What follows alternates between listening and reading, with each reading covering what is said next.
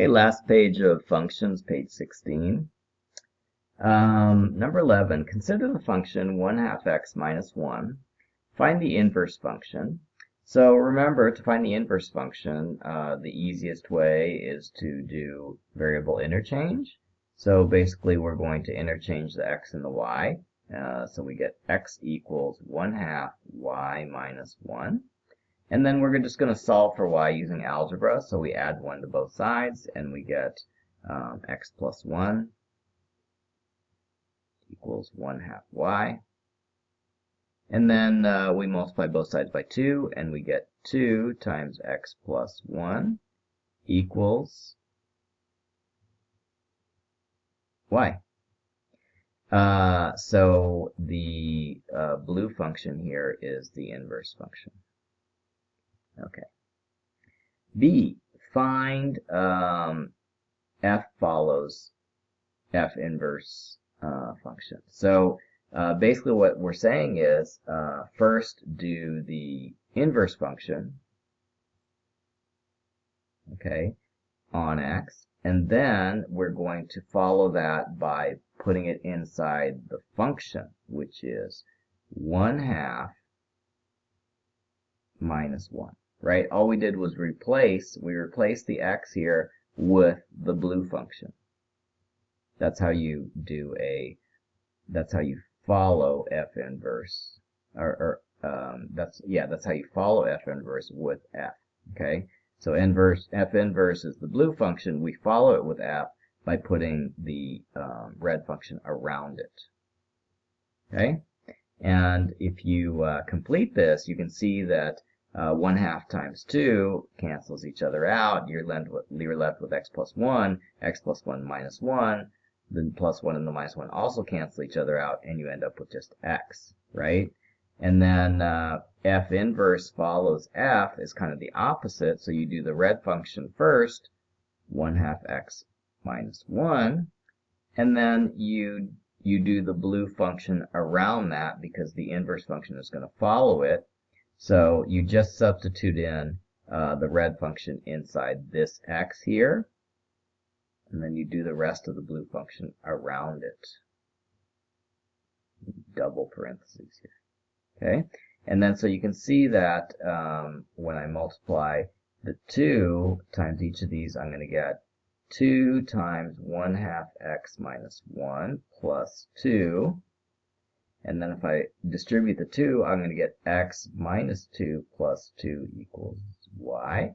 And then I end up just with x, right? So again, I get the original function. So basically each of these, if I do f follows f inverse, I'm just going to get the original input x. And if I do the opposite, I'm also going to get the original input x. And in fact, that's the definition of inverse function, that if you do f follows the inverse function or f inverse function follows f, you're going to get the same thing back out, right? Because they undo each other. Okay, 12. Consider the functions y equals 2x plus 5, which is the f function. And then the g function is going to be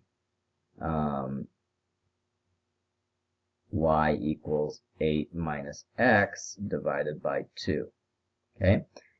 First it says to find the inverse function of g and substitute in -1. So the first thing we want to do is we want to find the inverse function of g, which we find by doing variable interchange.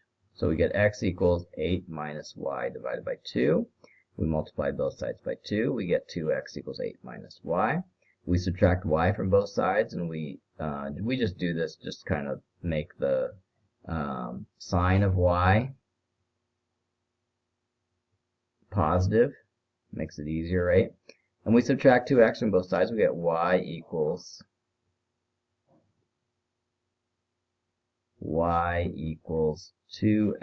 negative 2x plus 8. Okay, so that's the inverse function of g. And then we're going to substitute in x equals -1, like it says to, right? And if we do that, we're going to get y equals -2 times -1, which is +2, plus 8, which is 10. Okay, so the answer to A is 10. What about B? It says show that f of show that the inverse function of f, if you plug in -3, minus the inverse function of g, if you plug in 6, is equal to 0. Okay, so let's try that. So the inverse function of f, we haven't figured it out yet. The inverse function of f, we do variable interchange to the red function, right? So we do x equals 2y plus 5. And then we're going to subtract 5 from both sides. We get x minus 5 equals 2y. Divide both sides by 2, and we get y equals x minus 5 divided by 2. And this is the inverse function of f, right? Okay, what are we going to do with the inverse function of f? It says to plug -3 into the x's for it. So we're going to say x equals -3. We're going to plug that in for x, and we're going to get -3 minus 5, which is -8, divided by 4, divided by 2, sorry, and that equals -4. So f inverse with -3 plugged in is -4. What about g inverse with 6 plugged in? So we know that g inverse is this function here, right? Okay, so g inverse function is -2x plus 8, -2x plus 8, and they want us to plug in x equals 6. So if we do that, it's going to be -12 plus 8, which is equal to -4 also. So then it says to take the -4, that's f inverse with the -3 plugged in, and subtract the -4, which is g inverse with 6 plugged in, and then of course we're just going to get 0, and so we just proved it. Both of them have the same values at that those 2 points. Okay, all right, 13. Consider the functions y equals 5 to the x, which is the function f, and the second function is y equals the square root of x, which is the function g. Find the function f with 2 plugged in. So the function f is the red function.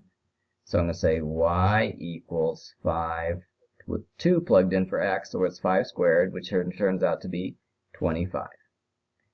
Then we're going on to, it says to find g inverse and plug in 4. So g inverse is the inverse function of y equals square root of x. So let's see. So first we're going to do variable interchange. So we're going to have x equals square root of y. And then we're going to solve for y by squaring both sides. We get x squared equals y. And then we're done. So the inverse function, g of x, is actually equal to x squared, right? Okay, and then it says to plug in 4 for x. So if we do that, so we're going to get 4 squared equals y, which is equal to 16. So our value for g inverse of 4 is 16. Then it says to solve the equation that they have here. Basically, they have g inverse on the outside. So I'm going to put the g inverse function, which is x squared, something squared. And then on the inside, it's the red function, which is f of x. So I'm going to put 5 of x. Okay. And that is equal to 25, right? Okay. And then, so if I'm going to solve for what's here, I am going to take the square root of both sides, and I'm going to get 5 of x equals 5. actually it's plus or minus 5, right? And so then the x is going to be 1, right? Because if I put in x equals 1, then 5 to the first is going to equal positive 5. And there's no way I can get negative 5 out of it. So that's as far as we go. X is equal to 1. Okay, 14. I have function g, which is y equals 2x, and I have function g, which is y equals 4x minus 3. Show that f inverse follows g inverse is equal to g follows f, the whole thing inversed. Okay, all right. So to do that, let's do this. First, we're going to take the inverse function of f. The inverse function of f we're going to do by doing variable interchange. And then we're going to solve for y. So y is equal to x divided by 2. That is the inverse function of f. Okay? And then we're going to find the inverse function of g. The inverse function of g, we're going to do variable interchange. Then we're going to add 3 to both sides. And then we're going to divide 4 from both sides. And we're going to y equals x plus 3 divided by 4. And this is equal to the inverse function of g. Okay. So now, if we have inverse function of g first, then we put that as the inside function. Then that is followed by f inverse, which is the orange function, which is x divided by 2. We get that. And it says prove that or show that is g follows f inverted. So let's see. So g follows f. Let's see. Let's find g follows f. So g follows f would be f in the inside. So that would be 2x, right?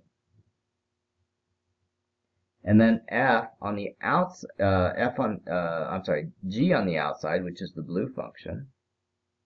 So that would be 4x. So something, or 4 something minus 3. Okay, and so that's this function right there. G follows f, right? So let's simplify that first. We'll get 8x minus 3. So that is the g follows f function. Okay, and then they want the inverse of that. How do we do the inverse of that? Well, basically we do variable interchange. So we'll do variable interchange. So instead of g follows f, which is x, or y, we're going to put x. And then we put y there. And then we're going to add 3 to both sides. We'll get x plus 3 equals 8y. We divide both sides by 8, and we get y equals x plus 3 divided by 8. Okay, so that is the inverse function of g follows f. And so basically we're going to prove that the brown function is equal to the purple and yellow function. So the purple and yellow function, let's simplify it. We're going to get x plus 3 divided by 4 divided by 2 is 8, right? Or 4, if you divide the fraction by 2, you're going to multiply the 4 and the 2 together. So do you see how we just got the same thing there? So we've proved it. Okay. Which of these functions is a self-inverse function? Okay, a self-inverse function is if you do the variable interchange, you're going to get the same function back. So let's see. So first of all, we have a, we have y equals 2 of x. If we do variable interchange, we get x equals 2y. And then if we continue doing the algebra here, we're going to get y equals x over 2. Y equals x over 2, and that is not an inverse function, right? Because we didn't get the same thing back. Okay. What about f of x equals 2 over x? Let's try that one. We're going to do variable interchange, so we're going to get x equals 2 over y. Then we solve for y, and we'll get y equals 2 over x. And we got the same thing again. So yes, it is a self-inverse function. We got the same thing back when we did variable interchange. Now, y equals x, we already know that that's a self-inverse function, right? Yes. What about negative 6 over x? Let's try that. So we're going to do variable interchange, so we get x equals negative 6 over y. Then we solve for y. We're going to get y equals negative 6 over x. Hey, we got the same thing again. So yes, it is a self-inverse function. I was saying auto-inverse function. It's actually self-inverse function. Sorry about that. Now we have y equals negative x. We're going to do variable interchange, and we get x equals negative y. And then we solve for y. We divide both sides by negative 1, and we get y equals negative x. And hey, we got the same thing back again. So yes, it's a self-inverse function. So the only one that wasn't a self-inverse function was the first one, a. Okay? All right. Last of all, the horizontal line test says, for a function to have an inverse function, no horizontal line can cut its graph more than once. Explain why this is a valid test for the existence of an inverse function, and which of the following functions have an inverse function. Okay, so you all remember the vertical line test. The vertical line test is when you have something that you're trying to test to see if it's a function, and you draw vertical lines through it and make sure you only cut the function at one point. Okay, so let's say that that's a function you want to test to see if it really is a function. You cut it vertically at any point, and you make sure that the vertical lines only touch the function at one point every time. And so that clearly passes the test. So that is indeed a function. But remember that whenever you have a function and you find the inverse function, what you end up doing is you end up rotating it about the y equals x line. Okay, so for example, this function here would look kind of like this, right? If you rotated it about the pink line. And if you wanted to see if this green function was a function, you would do a vertical line test on it, right? And if you did a vertical line test on it, you would see that the green function is not a function, even though the original red function was a function. So just rotating the function, or I'm sorry, reflecting the function over the pink line sometimes can take a function that, take the original function, which was a function, and the inverse function is not going to be a function. Right? So, how can you test before you actually do the reflection to see if beforehand that the inverse function is going to be a function? Well, instead of doing the vertical line test, what if you did the horizontal line test? If you did the horizontal line test first, and you did that, and you made sure that it only cut it in one place, then the horizontal line test of the original function is actually the vertical line test of the new function, right? Okay, kind of confusing? Okay, so let's do this. We have three functions here. Let's do a horizontal line test on each one to predict whether or not the inverse is going to be a function or not. So we're going to do a horizontal line test. This one passed, right? So it looks like it will be a function when you invert it. When you invert it, it's going to be the blue function right here, okay? And when you look at the blue function and you do a vertical line test on it, it's fine, right? So the original function is a function. The inverse function is also a function because the horizontal line passes on the original, and the vertical line test passes on the new one, on the inverse. So let's do this again. So we're going to do the horizontal line test on the original function, and we can see that it does not pass. The horizontal lines are cutting it in two different places. And if we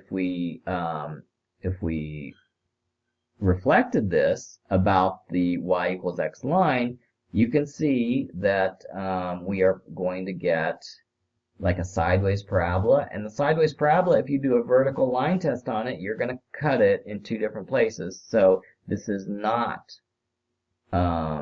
this does not have an inverse function, right?